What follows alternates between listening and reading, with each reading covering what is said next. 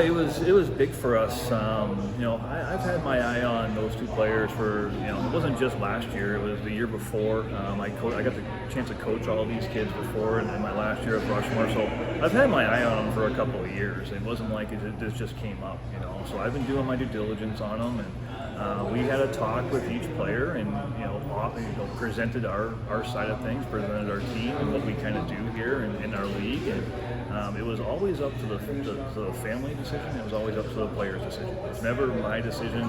We're not forcing anybody to play here.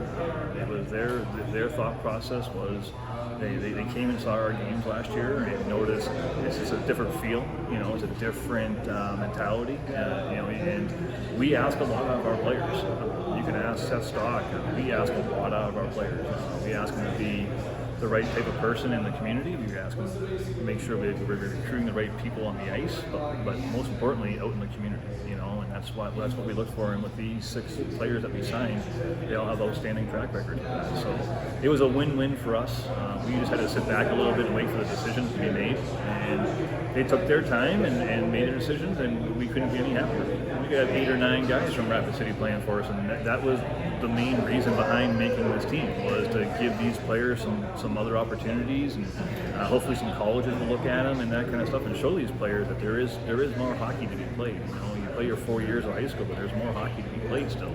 But that was very important to me. But it's not just Rapid City; it's all across South Dakota. I mean, we're talking to kids in Pierre, we're talking to kids in Watertown, we're talking to kids all across the state, and trying to help everybody.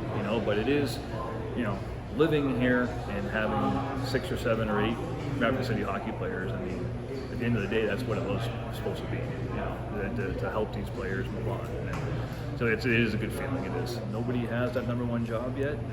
We're building competition at every position this year. We're going to have 8 defensemen probably. We're going to have close to 5 lines, and it's going to be competition this year. We're all going to be competing hard in practice, which is going to translate to competing hard in games too.